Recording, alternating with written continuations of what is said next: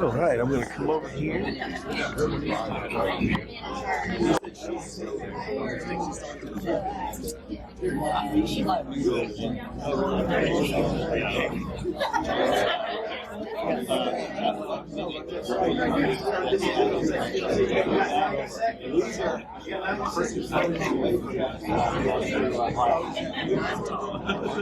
all that matters.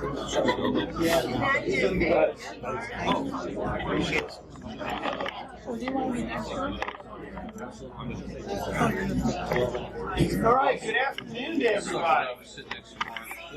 Thank you everyone for taking time today to join us at June's Business Advisory Council meeting. We have a wonderful panel. We'll get to them here in just a minute. One of the things I want to first say, I hope everyone had a wonderful holiday weekend and enjoyed themselves. The other thing I want to sort of just mention for those who are here with us, not physically here at this location, we had our advisory council at a different meeting or a different location last month. But one of the things we talked about last month, and that kind of segues into what these wonderful gentlemen are going to share with us this afternoon, is we sort of talked about sort of tourism in this community. And I was joking around. I mean, all we got to do is look out the window. We were joking around about this earlier. You know how beautiful it is. That's sort of what tourism is, Asheville, right? They think about what's the industry like here in Asheville. Well, it's tourism.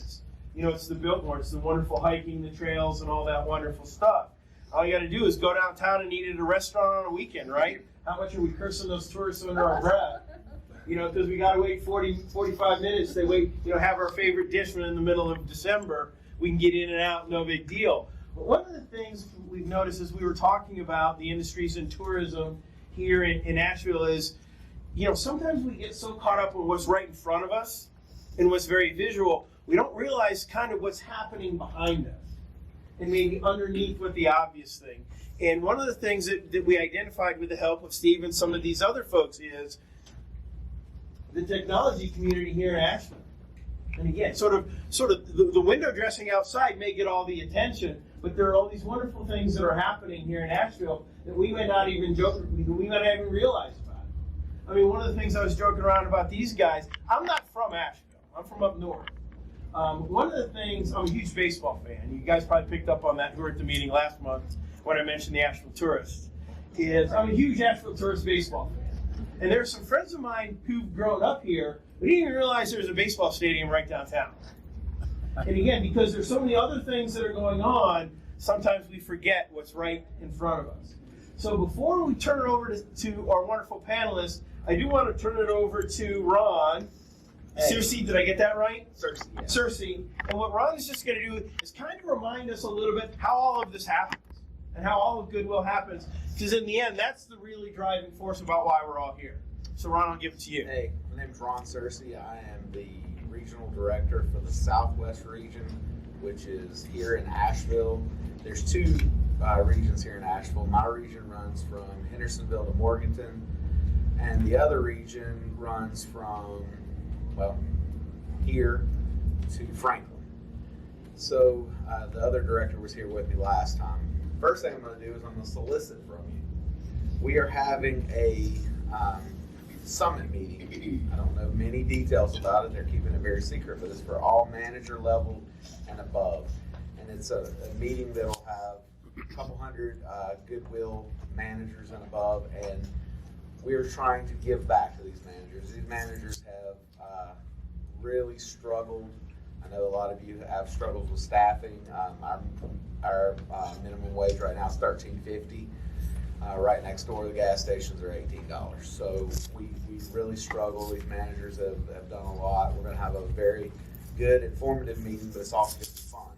That being said, we're looking for donations. These could be gift cards. These could be hotel stays, wine boxes, you name it. Whatever you think would be a good door prize. And I know a lot of you are get up for door prizes all the time, but this is for a worthy cause.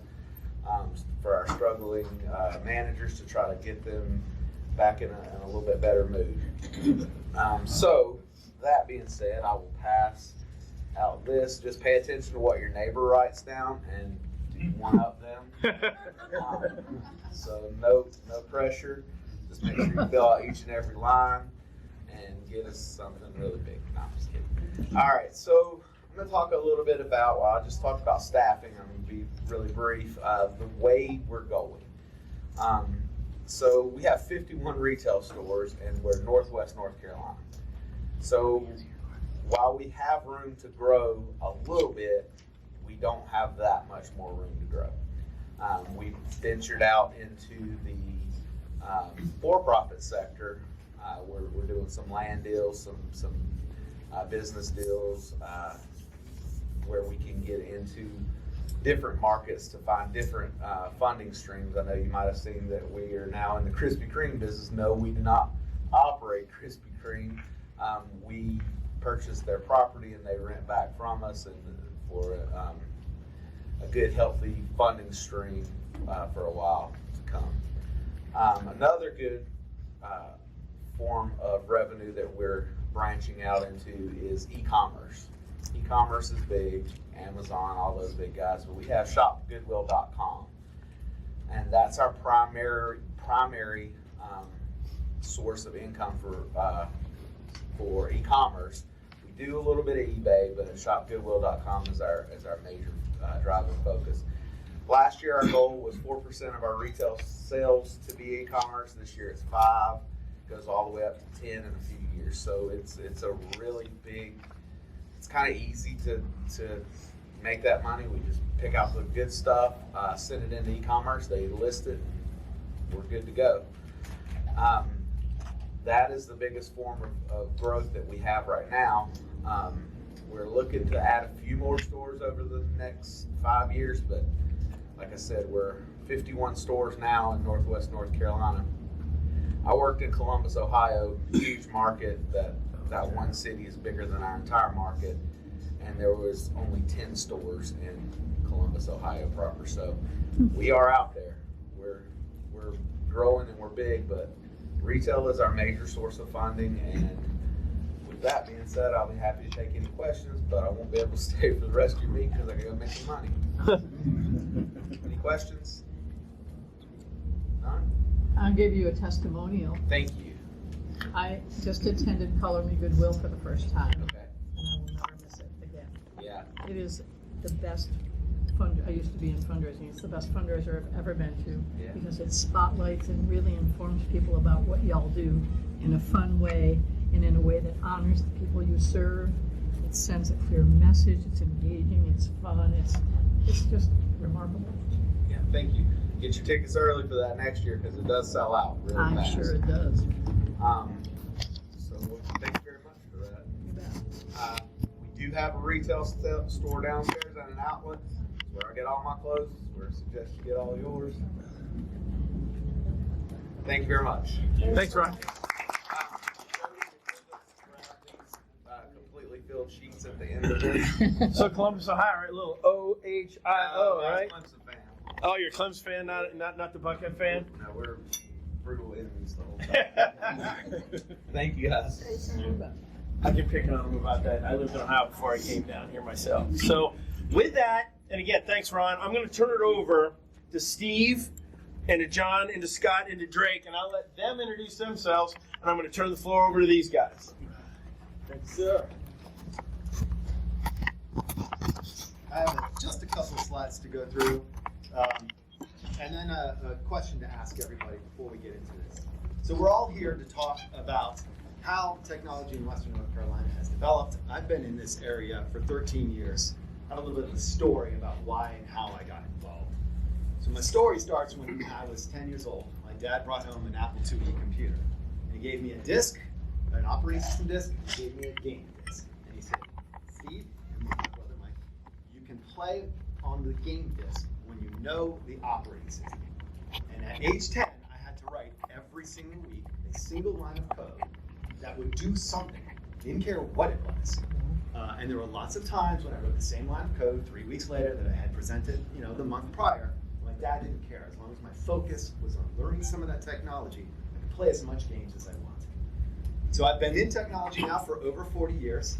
I have sat and held lots and lots of different types of seats and learned lots and lots of roles inside of technology, and I love it. I love to stand up in front of people and talk about technology and myself in technology. technology. And I get really, really excited about it because I also love our town. So if I start speaking too quickly, please just raise your hand. I will slow down, but I am prone to go quickly. When I moved to town 13 years ago, it took me 2.5 years to get a job in technology in Asheville.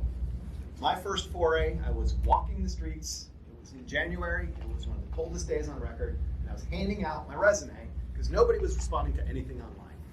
There was no real network or community in technology. And I finally got a job in Asheville in technology. I made it my mission to change that about our area. And since then, I've had 3 different technology jobs. I run a networking group called Meet the Geeks. I volunteer with the Mountain Area Workforce Development Board, volunteer on the AB Tech's Advisory Council on Technology. Anywhere that anybody would give me a minute to hear my thoughts, I will spend an hour.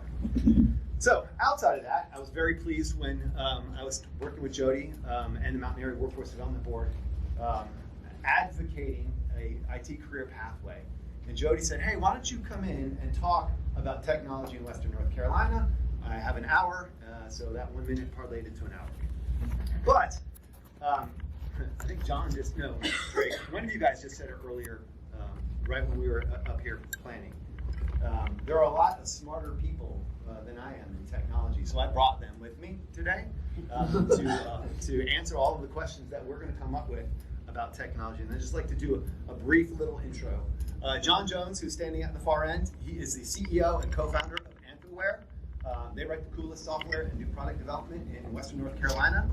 Is it this Monday is your 10-year anniversary? That's right. So this coming Monday, this business has been around for 10 years. Say the business name again. Anthroware. Yeah, John is the first person I met in Asheville that I actually wanted to work for. So we go back a long ways. All right, Drake Thomas, a longtime native, former Navy man. He's been in the healthcare technology industry for 13 years. He's been in the education industry for 7 years. Former instructor at AB Tech, currently a lecturer at UNCA. Anytime I needed to find an employee inside of Western North Carolina for my work at Meet the Geeks or any of the businesses that I needed to place an employee, Drake was the first person I would reach out to. And then lastly, we have Scott Barnwell, Deputy CIO of the City of Asheville. Scott wrote my favorite piece. Well, Scott was involved intricately in writing my favorite piece of public software that exists today, Simplicity. It was my first foray in finding out about what really cool technology things that the City of Asheville was working on. And it was this wonderful GIS, almost AI-like piece of software where you could ask it questions and it would tell you answers based on what your geography was, where you work, etc. So Scott, I'm giving you more credit than you'll probably accept, but I give 100% of that kudos to Scott. Scott's been worked for the city for 13 years, in Asheville for 17 years, by way of Chicago. We're happy to have you. Our kind of already went over who I am. So does anybody here not think that we should be developing technology and technologists in Western North Carolina? Good, but I'm still going to highlight some of these points that are on this slide. Because the average starting salary of a technologist is over $45,000 a year. If you get a degree in computer science from an accredited college, your average salary jumps up to $105,000 a year. Technology, a lot of people think, oh, I can't get into technology. It's the exact same as any other trade or any other skill. You have to practice it. You're not born with the ability to program a computer, you learn it. Sometimes you're afraid of it, sometimes you're not afraid of it. It is a muscle skill. Your brain is a giant muscle. If you want to learn technology, and there are people who are interested in learning technology, we can help you get into technology. Other reasons, more with less. I'm a really, really lazy guy, which is why I got into technology, because I wanted the technology to do the work for me, and I didn't have to do it as much as possible. And that's one of the really great things about technology, and you'll see this a lot in AI. People don't want to learn anymore, they can ask an AI, and AI helps education.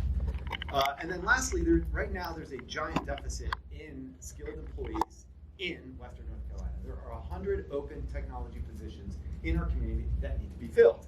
That number is growing, it's not decreasing. So at some point in time, that deficit is going to be significant enough. What's going to happen? Folks are either going to continue to leave, or we're going to have to bring more people in, or we're going to have to train more people. So it's up to you. I'm very, very happy training and helping train more people in technology.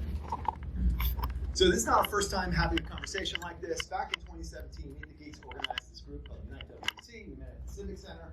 We had lots and lots of conversations over 2 days about what we saw, what we wanted in a technology community inside of Western North Carolina. By the end of the day and a half, 2 days, we had created all these projects. Mark Zernacki, who's on the camera, is still running 2 of those projects to this day.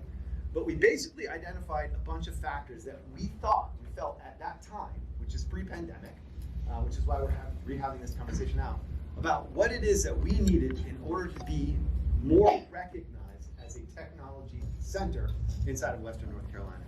Those 7 factors, or 6 factors are on the board. That 7th one is more a question.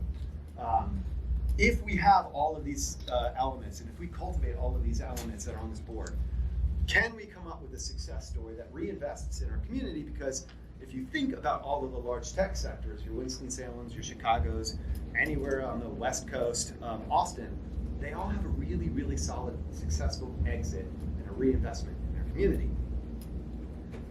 So since 2017, there have been a lot of work by these panel members, physically and mentally, in changing the landscape that was then.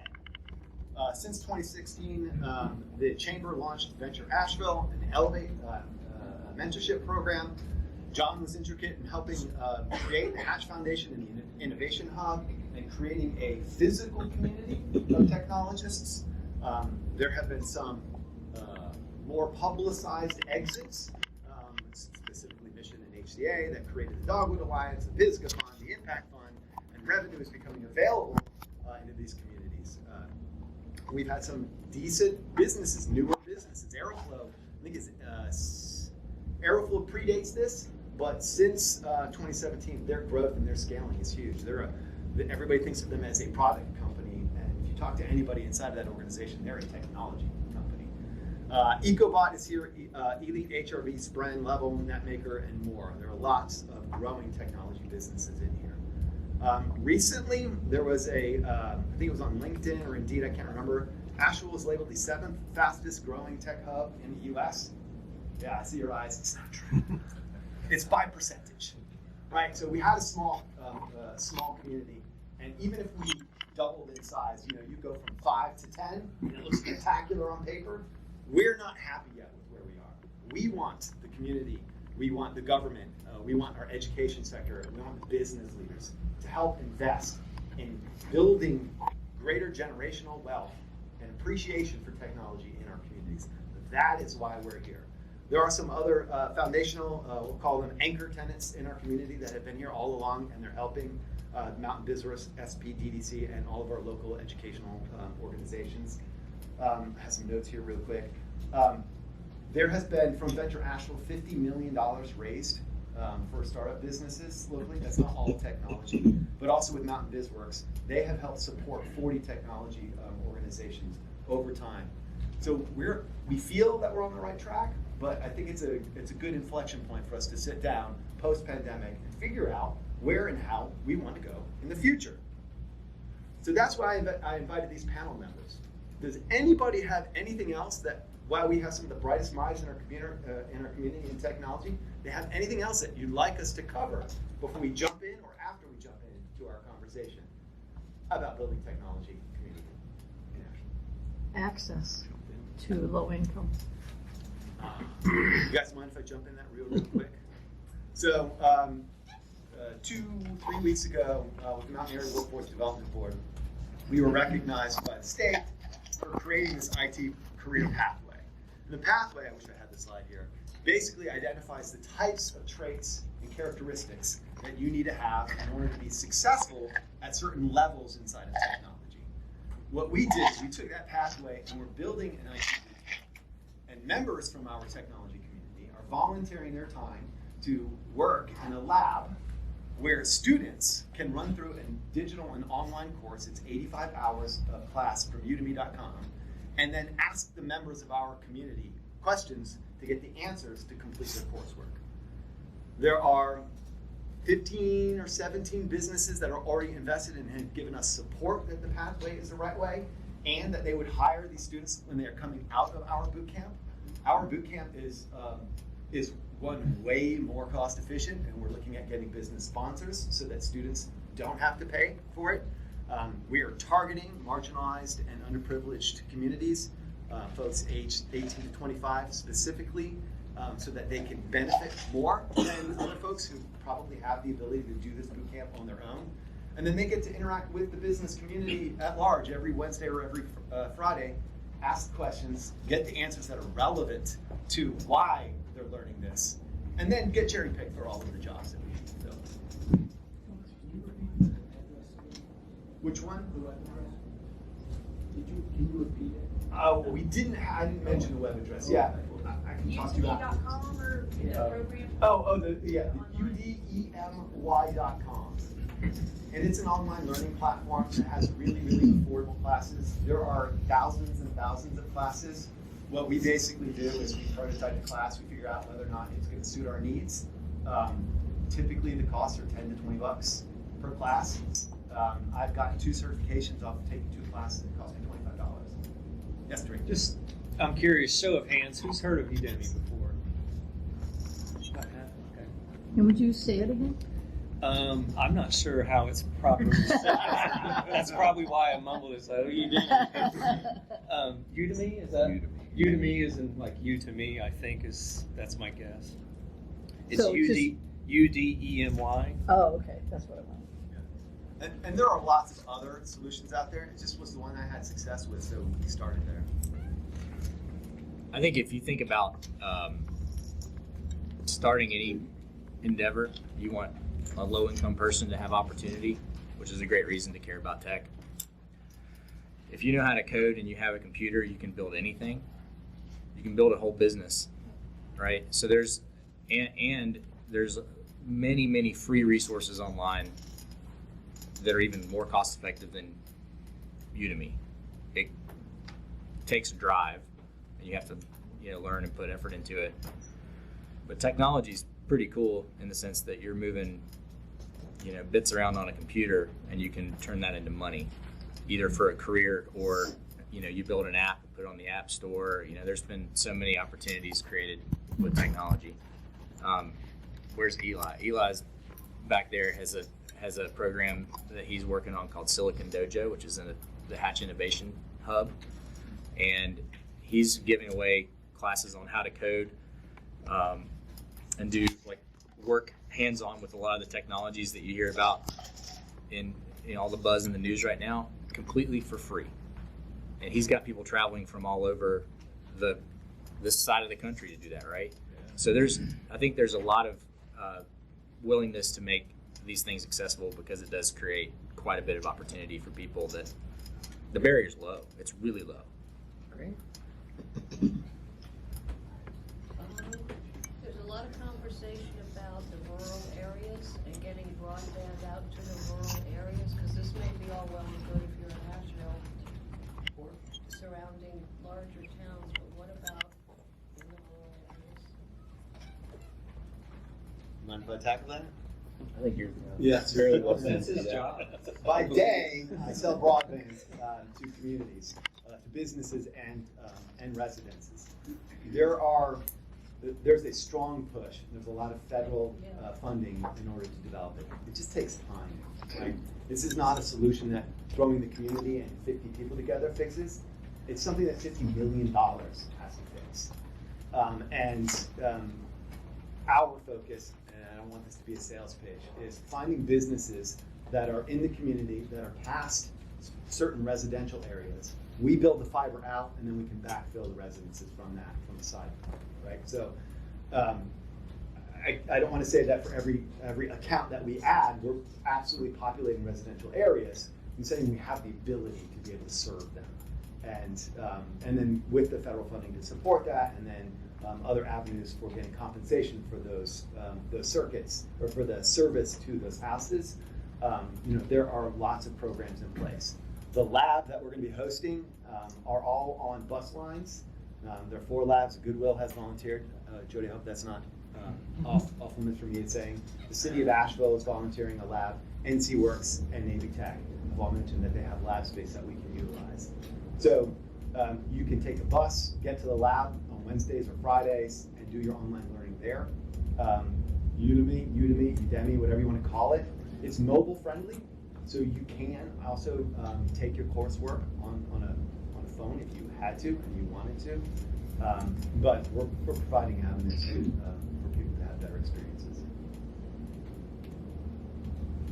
Cool. So then the question I have, and this is the question for the panel, the assumption that we made back in 2017 was that we wanted to create Western North Carolina as an identity, not replacing hospitality, because we can't replace that. But can we also create a thriving technology community where there's plenty of opportunity, plenty of money, plenty of investment? Is that something that the community would be interested in at large? Here. Gentlemen, is that something that we still are trying to pursue in our daily and or monthly and or annual endeavors in the way you've been working, John? Absolutely. Cool. I think, where we are now in the from an ecosystem standpoint, you've got businesses that start from just an idea. You have to pressure test those, incubate those, give them resources. The statistics would tell us that a lot of those will fail. You get to a certain point where those businesses start generating cash, which is great for business, create more jobs. They mature and change, and those businesses then, maybe get better at other things. Then you get to mid-market and larger scale companies that are, I think different in nature than a startup or a small business. If you look at where we were even 5 or 10 years ago as a community, the types of companies that were filling the programs that Steve mentioned, like Elevate, the types of companies that we were seeing at Hatch that we were doing pressure tests with, the quality of those startups is much higher now than it was even 5 or 10 years ago. People are dreaming bigger. They're getting further faster. They're scaling up. They have access to capital. Capital is another huge piece. I think the WC Impact Fund that just launched, was it earlier this month or maybe late last month, is providing earlier seed stage capital with a focus on companies that have some sort of Western North Carolina focus and impact. Certainly the Dogwood folks are providing a lot of grant funding. The Pisgah Fund is when HCA and Mission Health did their deal, long story short, we got about $50 million in a innovation fund. They operate more in a venture capital stage, so those companies are quite a bit further along in their journey. So you're plugging the holes between, we've got somebody with an idea and we can help them, get further faster with some of these programs and support them. Most of these programs are low cost or free. We've got a funding vehicle that's becoming clear. I would say we're not quite there yet from a funding businesses standpoint. These companies are creating jobs where the average salary is quite high. I would think well above 45. I don't have that stat in my head. For Anthroware, I think our average salary is almost 100. And when you talk about creating opportunities and why would we want to invest in this, you're creating high quality jobs, but you have to incubate kind of the whole ecosystem. And where we lack a little bit of maturity, in my opinion, is connecting the dots between some of our larger businesses, even mid-market businesses, and getting those folks to care deeply about these high growth startups. Because those big businesses, oftentimes when you get to a certain maturity level in your business, you stop necessarily having to exercise the muscle of innovation. You have to be good at running and protecting your big business. You don't take as many risks. And so connecting the dots between those businesses that have problems that they need solutions to and our startup community is good for everybody, because our startup community can solve problems for them. If a startup does, God forbid, fail, then you've attracted these amazingly smart people that are interested in working in a very can now be hired by these other larger companies that need that kind of talent. So it's other more mature ecosystems, I think, have connected those dots a little bit stronger than we have. But I think where we are in that spectrum is actually pretty far along, I would say, compared to when we met 10 years ago. Yeah, Scott, let me ask you, right? As one of the large monkeys is the wrong term. One of the larger entities in the room. Coming from the city, coming from the government perspective. I know we've had conversations about this in the past, but your perspective on how the city helps organizations of all sizes either make those connections or launch new technology, or do something like John was suggesting, having a smaller, more agile asset to help with those pieces. What have you experienced? Where do you see you all should go or want to go? Yeah, Scott, we before you definitely. answer, can I ask a quick question? Can I assume that we'll have access to this video after? Because you guys are sharing really good information. Yeah, actually, Ron asked us to sell it for $15 a view. So if you don't fill out those sheets, yeah. Great, because it's hard to track it all. Sure. That's good. So at the city, so I work at the city of Asheville. We are both consumers and, to a lesser extent, producers of technology, but we definitely see the value and promote the technology community here in Asheville because we benefit from it. I mean, and just in terms of delivering public services to the community, technology is just, it's throughout our organization and growing every day. So we have a vested interest in promoting and growing the technology sector here in Asheville and in the region. And I'm thinking of a number of areas. Thinking of it from access, your question earlier, one small, but I'll just put a plug in, we've got a program called the City of Asheville Youth Leadership Academy, and we do bring in young folks, including in technology, and bring them in. It's a summer-long program. They get a stipend, they get training, they get to actually work alongside, in the case of with technology, they get to work alongside technologists within our team and just build their own skill sets up. That's at the high school level. But other than that, we also, just in terms of our staff, we are very much in the community or try to be in the community, and we've done things like set up, there's an organization in town that we actually founded as city staff, but it's been taken over by community members now, called Code for Asheville. It's a local nonprofit. It's technologists that come together monthly. We've had events, we have projects that have been launched, things like, and a lot of times it's about how to make government services more delightful for the community and sort of bridging the gap between community and government. So for example, a few years ago, there was a budget dashboard that was developed. It was developed by volunteers working with city financial staff, but just putting together, instead of having to read a 200-page PDF on the city website to learn about the budget, which I don't know how many of you do that, but probably not many.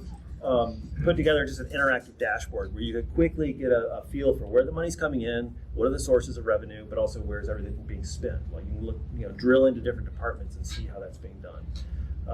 We also hosted a number of events, like things like hackathons, where we bring technologists together to just build and prototype ideas.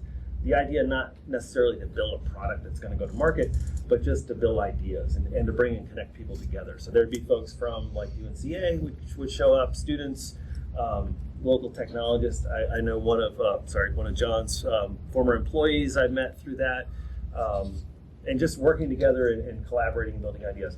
And that sort of mentality of like the lean startup approach, or just the startup mentality, we embrace that as well. So Steve mentioned earlier this website called Simplicity. And if you haven't checked it out, it's simplicity.ashevillec.gov. It's a really nice data dashboard to learn about any property in your community. So within the Asheville community. So if you live in Asheville, just put in your address and it'll tell you all kinds of things about zoning, about crime, about development. You can sign up for like automated notifications. So for example, if y'all heard about the YMCA they're going to build downtown. There's a big project downtown. They're going to move the YMCA by First Baptist Church. Before that even hit the newspaper, huge project, many millions of dollars. You could have signed up through Simplicity So you get notifications whenever there's development happening in the city of Asheville.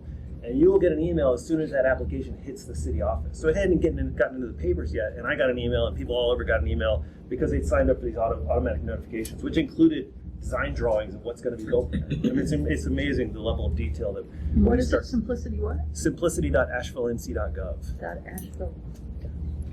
Yeah, and you'll see and it was actually I was thinking about the startup idea because we actually follow the lean startup methodology and building that with our staff, and went through like a lot of testing and sort of there's this build, measure, learn cycle that you do in lean startup, and just starting small and sort of iterating and building until we got to that point. And that product's it's actually open source. It's available to any other community to borrow from and build on. It's not typical, I would say, of public sector to do that. We're more consumers of software and companies like Anthroware and others, but occasionally, like when you can't find the product you need, that was just a situation where we decided to build our own because we needed to. But we had the mentality necessary to do that, and then we also have folks that are just really invested in wanting to build this technology community in town, and it's great to see like other businesses starting and launching, and just we've had, John and I were talking earlier, we've had staff, I know he has as well, but have come through and built up skill sets and has launched into like bigger and better careers. Because our average salary is not 100, 110. It's, I'd say in the technology sector of the city, we're probably 75. Still not terrible. I mean, you can live a decent life. Do you have any openings? As an educator. Right. Yeah. I mean, it's not bad, and a lot of people do come to work for us with a real mission focus of wanting to serve their community, which is great. And so people are willing to sometimes take a little discount on what they might be able to make in the private sector for that purpose. So yeah, I think there are real opportunities. We're not a huge organization, but we definitely look beyond our walls in terms of training, in terms of events that we can put on, and just making connections. So, and Drake, not for you to get employed by either of these gentlemen to your left, but from an employment perspective, you've been intricate in educating a lot of the folks that we've all had the pleasure of working with. Where are the strengths in our community in educating in technology, and where are the areas that we really need to improve, or areas of growth for us? Well, I think I'll start with where there's sort of this magic question in my household. My wife and I have 3 adult kids, and she worked in HR for about 22 years. So if you combine those two things, we have dealt with difficult situations, right? If any of you are parents, sometimes you have to get to the heart of the matter, right? And we have this question, which she asks quite often: what would you like to have happen? And if you have a difficult employee, a difficult child, whatever it is, somebody's really upset, what do you want to have happen? And a lot of times that skips the expression of the emotion and gets right to what do we want to have happen. In Asheville, the IT community, I've been thinking and working and educating, I guess, here for a little while. And I kind of have to tell you a story of what I would like to have happen is something I experienced in New York City. When I did my graduate work there, my program advisor, this guy named Art Langer, and he's retired now, but he was the program advisor. And this guy was amazing because he grew up in the Bronx, lived on the streets. He was basically a street boxer. And he put himself through high school, community college, the whole 9 yards, by punching people in the face, right? I mean, just as hard knocks as anybody you would ever meet, right? By the time I met him, he was wearing suspenders and a bow tie, and he was the chair of the faculty senate at Columbia University. Okay? And what was fascinating about him is his story. What he wanted to have happen in New York City was a technology educator program, specifically that solved what I hope you all see is the diversity problem in this panel. Have you guys noticed that? Yeah. Right? Mm-hmm. That is one of the core challenges with technology. And I mean, it's funny you mentioned the thing about your dad giving you an Apple IIe. The advantages that one has to have from a very young age to be fluent in all this stuff, the free time, the opportunities, the extra money, the broadband, the educate. It takes so much to get to where I am today. It's trying to figure out how to help others do that is a phenomenal task, right? When I was a little kid, the funny thing was I remember, I don't know how old I was, but it's like, I think I'm going to sell my baseball cards to buy a computer. And I don't know what I was thinking, right? But I had a friend that collected baseball cards, and I did that. I got this little Vic 20 with a cassette player. I was mildly interested in computers when I was little, and then I quit. I started working with cars. I was a lot more interested in my friends, and I didn't touch a computer for decades, which was actually nice. But that advantage of being able to be exposed early on was something. So this guy, Art Langer, what he did in New York City was he wanted to address the diversity issue in IT.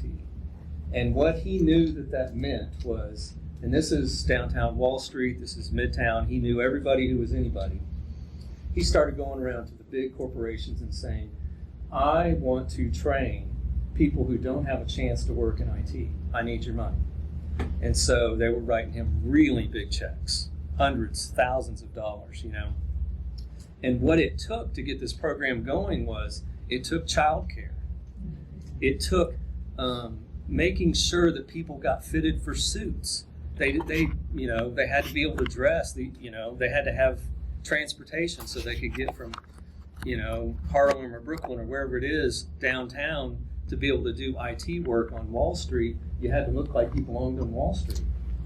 You need to be able to have sort of the social interaction. And so all of the classes and the childcare and the transportation and the clothing, 80% of the work of getting into technology was being able to be comfortable as a technologist, saying, I can fix your printer, but they're not questioning the person who's there to fix the printer because they look like they fit in.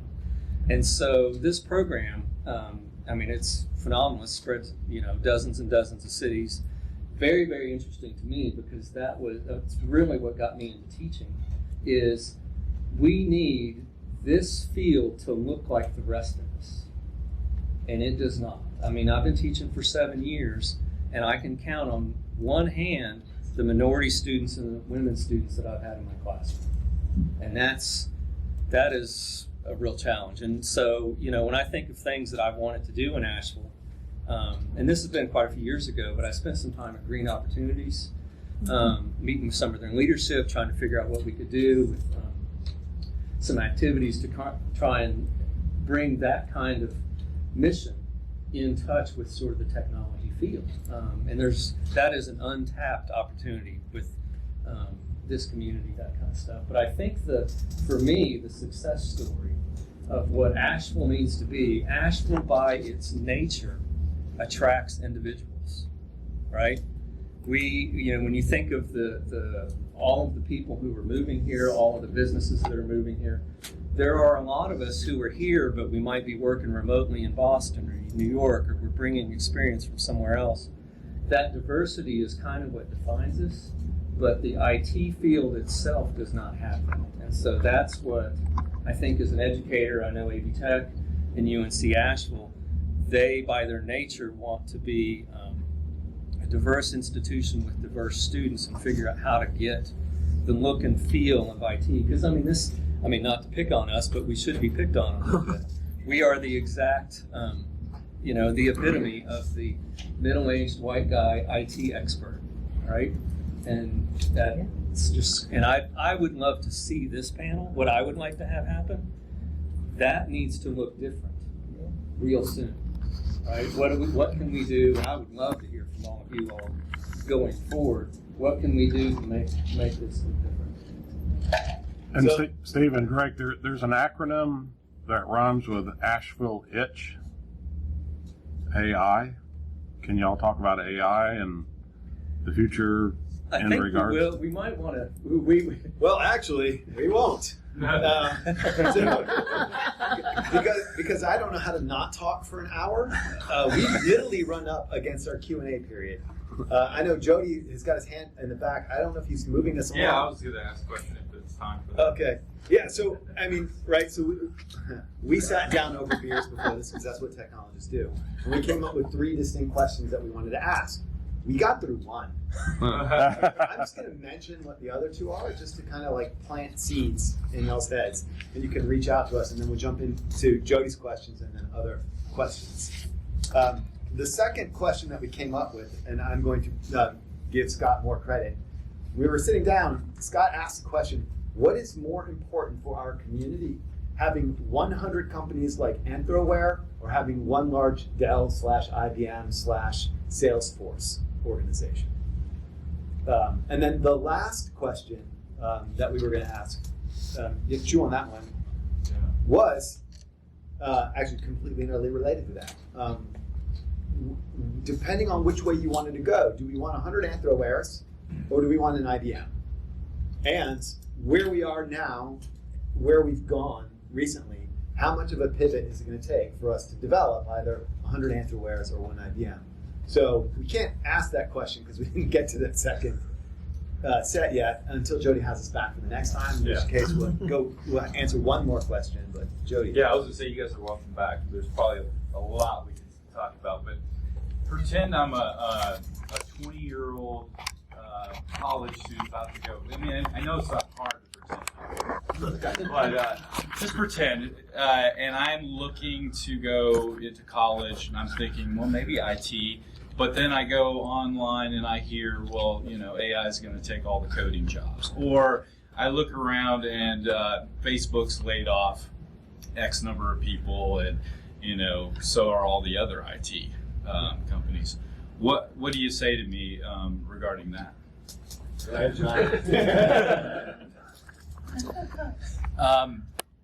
I would say that, number one, you have to think, like, I won't talk about AI except to say that what we have right now is a proof point that doing real technology innovation as the structure of strategic control for your business is expensive and hard. And so OpenAI has spent, not counting the amount of credits that Microsoft gave them to run simulations on their microchips, somewhere between 70 and 100. It's hard to tell how much funding they got to do R&D over the last 8 to 10 years to get to the point where we have this overnight, everybody understands AI now. So what that tells me is that innovating something new with technology is really hard and really expensive. The type of jobs that you see oftentimes in tech, some of them are sitting in front of a computer and coding. A lot of them are now product design, business model design, QA. There's so many adjacent jobs to make a product that people actually love and want to use, they need it, that there are many things that you can get into to enjoy the same lifestyle or opportunity that a quote unquote tech job would give you. There are tech adjacent jobs that are great. There are also a lot of instances where, in my personal experience, we've hired people that do not have college degrees in computer science. They have taken boot camps. They were, anthropologists that got excited in user experience design, or you have these combinations of skills that build up on each other that make you way more valuable than just being a coder. And with a lot of the tools that we have, including some of the AI stuff, the simple stuff is going to be done by a computer soon. So there's I'm not scared of these jobs going away, but I would give, I think, really sound counsel to that 20-year-old college kid to think about all the things that you could do adjacent to this that provide you that similar opportunity. Well, and let me add as someone who I want to spend the rest of my career teaching, right? And you try and think of what is your own mission statement in the classroom? And even though I've been technology adjacent, or, in many ways for a long time, for me, the goal is you teach community and you teach life skills, right? Those things are enduring, they're important, and they protect the human race.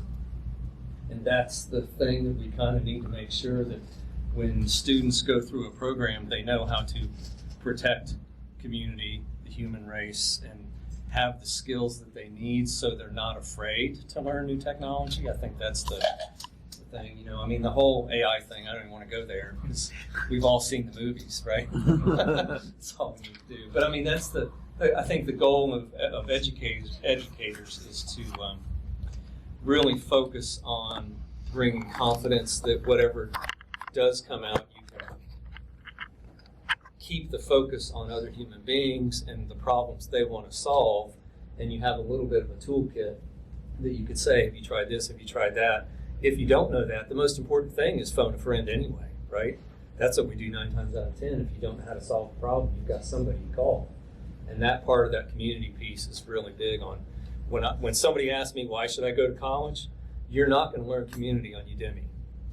You're not going to learn how to phone a friend when you get stuck. You need to have people that you've had a beer with. That helps. Other questions? Real quick, then on that AI piece, I'm a cynic when it comes to new, interesting technologies, and also happen to have a lot of experience in marketing. Fear, uncertainty, and doubt gets the clicks. So, right, everybody's reading how AI is going to take over the world and all this stuff because they want you to read the damn article. Yeah. AI isn't anything that we haven't been working in and on for years. I don't want to say a decade, but technologists, one, know how to write the loophole so we'll be safe. So if you really want to be safe from the future AI, get into technology. What do you all want to have happen? The other phrase is nothing changes till somebody feels something, right? We can talk all day long, but everybody feels something that they want to have happen, right? What do you want to have happen? I'm married to an IT guy. What I want is to not be afraid to open an email. Because I'm married to the IT guy who says don't open anything. I want to not be afraid to open emails. I'm afraid. I'm scared to death of it. I don't open them half the time. Yeah, just don't open them. Anybody else? 6,500 on here. 6570. Real quick, we do have a cybersecurity guy here who can validate you can open the email. Yeah. Just don't open the attachment. Don't click it, right? Yeah. So there's fear in that. Why? Because the marketing makes it really, really interesting and really, really scary. That's what gets the clicks and the readership. It is not unsafe to open an email. It can be unsafe to click on links and open attachments. But she had a question. It's kind of Drake and Scott. A question. This is Drake. I liked a lot of the points you made about getting diversity in IT and technology with minorities and with females in it. And Scott, I think you talked a little bit about the youth leadership. Is that what it was called? I guess I'm just curious, like, what exactly is going on in Asheville? Like, are IT companies or maybe groups or something, are they going into high schools to offer like STEM groups or, offer classes on site? Because especially as a high schooler, sometimes public transportation isn't safe or they're not allowed, whatever, they can't afford it, whatever it might look like. So I'm just curious, like, what might be going on? Well, I've had some, my last semester at AV Tech, I had 2 of my best students were high school students. I mean, just their brains are on fire. They're so smart, so quick. I think those programs that do that are really good. But, there's other things. When I think about the early stages of what it takes to get somebody comfortable in the field, my best day of teaching was when the pastor of the Shiloh church brought the daycare with all the 3rd and 4th graders that were at Shiloh. He was just running around Asheville, and he said, "Hey, can I bring my kids to your classroom?" And I'm like, "Yeah." It was hysterical. they were just running around and I just should teach them something. So I taught them about passwords and, something as silly as, how to throw in numbers or whatever. But it was the young kids, getting them in a lab, getting them comfortable with it, whether it's like, STEM school programs or whatever. But we got to start early and often in the communities that are at a disadvantage, and I think that's where that is not a technology problem. That is a community initiative, and where our priorities are going to have to show up with where we put our time. And Well, the link to community too, what you were describing earlier is about a culture. There's a culture and you're saying you've got to get comfortable in it. And so to get comfortable in it, you got to know the drill and be there. well, and also I think the techie culture needs to change. Yeah, It's not welcoming. yeah, there you go. I mean, it's. Yeah. Did I say that correctly? Yes. I mean, I think it goes to show that it's not welcoming when you have someone who had to come get fitted for a suit just so that they could fit the part to check somebody's printer. I know, right? Like that totally misses the point, right? But I feel like COVID has helped that because, now I could go 2 days without wearing pants that button. So, it's kind of a nice change that COVID has brought to as well. That we don't necessarily have to spend that much time making the part. But I would say exposure, just understanding career days, things of that nature, to be able to expose children. I'm in technology and technology sales, and I had no idea I ever would be talking telecom, servers, going to check someone's rack, various things, So I had no idea that this was an opportunity until someone said, I'll take a chance on you. I think it's important too to recognize that there is a workforce out there, a diverse workforce that's available. Because I think sometimes people will say, "Oh well, we hired the white guy because those are the only people that apply." Well, if that's the case, then you're not doing the outreach to get the candidates. And I can tell you, the city, we've been really striving to do better in this arena. Like right now, the majority of our leadership within the IT department of the city of Asheville is female. I think it's like 75%. Actually. Yeah, no. So that's been one step, and then just diversifying in terms of race, gender, ethnicity. We've been working really hard at that, but also it's not just been by accident. Like we advertise on HBCU Connect, which is a website where you can connect to HBCUs and find technologists that are looking for work. We've been, in other words, going out into the community and talking to folks, not just our traditional networks, like if you're just talking to people that look like you and that have the same background, you're not going to find a diverse workforce to attract. And I think it's also important to note, and I appreciate Drake's comments earlier, this is not like some charitable exercise. Like we are better off when we have a diverse team. Think about AI and all the biases that are inherent within AI. That's largely because it's all white guys, mostly, who built it, right? And then why do the facial recognition not recognize dark skin appropriately? Because you didn't have a diverse workforce that built that in the first place and did the checking. And so we do better work when we're a diverse team, when we've got different perspectives at the table, not just at the table, but within leadership too. Yeah, leadership is the key. That's the missing piece, right? It doesn't. You don't change the way something looks until you change the way you lead it. Well, I just wanted to say I come by way of Atlanta, and I worked at Georgia Tech for over a decade, and I was across the street from the ATDC and our provost. We were part of continuing education, so we did a boot camp. I took the boot camp. I have a background in psychology, and I do recruitment for a nonprofit here, but I took a coding boot camp just because, it was useful information. I wanted to be part of it, and both of my instructors were Black men. So it is possible. Georgia Tech was building that, over 10, 20 years, and I got to see where we want to be here in this room. I got to see it in Atlanta. And I'm going to be encouraging people to come back to Asheville. Don't move away. Don't move to Atlanta. Come here. But so I think it is possible, and I think the universities have a big part to play. So I'm glad to see all of you guys sitting at the same table because that's what it takes. I wondered if y'all had a little bit of insight with, based on the reaction we had at the table, and also as a recruiter for the IT field. You know, if we're competing with Atlanta. I'd be like, okay, let me ask HR. But, you know, I've recently, I've been teaching AP Tech for a while. I started full-time faculty at UNCA in the fall. And I've been teaching both schools for a while.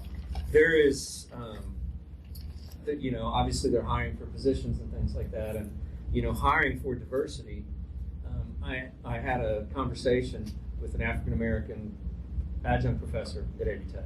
The guy's he's brilliant, right? And I'm like, what can we do to get you here?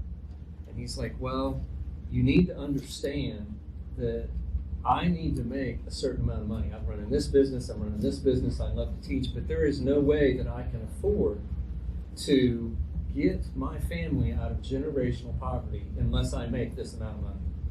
And I'm like, how much is it, right? And I'm like, there's only 2 jobs at AV Tech that pay that much, right? And that's a real problem.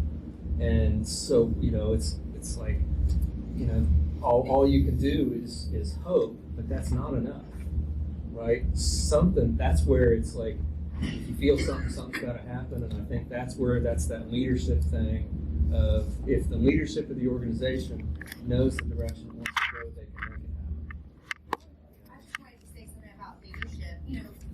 For an organization, as a woman, as a mom of a 4-year-old and a 6-year-old who is totally going to be using what do you want to have happen tonight for dinner. One of the things that is attractive for me in a job is flexibility. If you do have the opportunity to give your company the technology to allow your staff to be flexible. When I have a sick child, I am still able to be on a Teams meeting. I'm still able to engage. I'm still able, during nap time, I can still do things. So if there is an opportunity for the company to be flexible and there's technology out there that's not necessarily expensive, to be able to allow that flexibility for the staff, to me, that would be extremely important and extremely top of the list over salary for me as a mom. There's 2 answers. Go ahead, just fast. There's one really short answer. You pay people more. That's something easier for me to say. Yeah. What did you say? Just raise your salaries. Yeah. I think what she's talking about is the company I work for is a small company, so I didn't expect them to have a huge tech culture within it, and certainly not anything like what I experienced at Georgia Tech.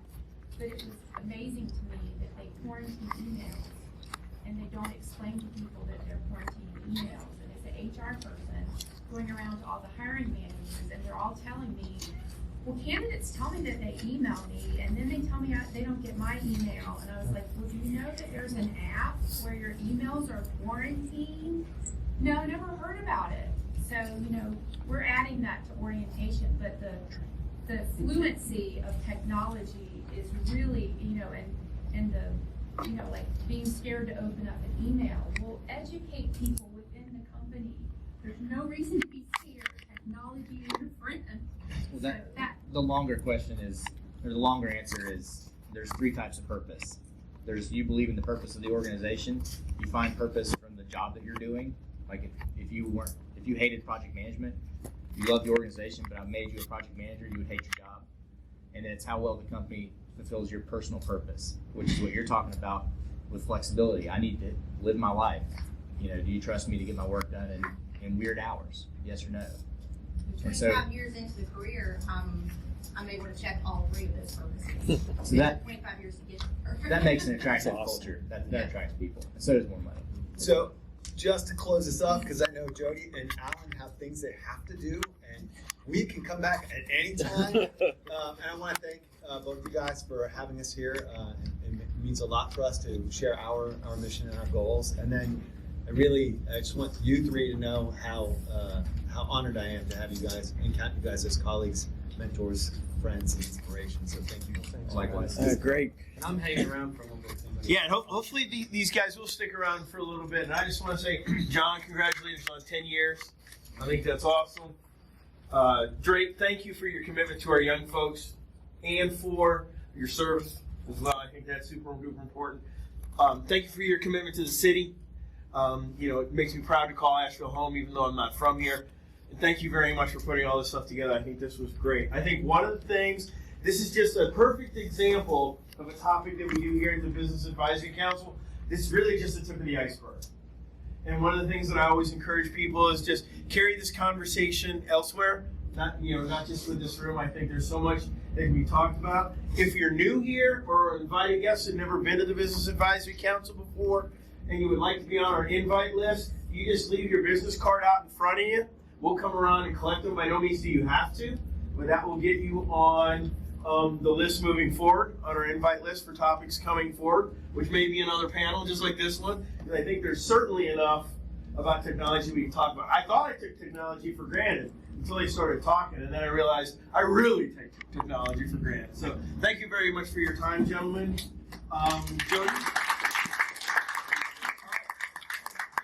Noted on the bottom of the itinerary for today, we are taking July off. We do that every single year just because the first week, we like to meet the first week of every month. That's always 4th of July.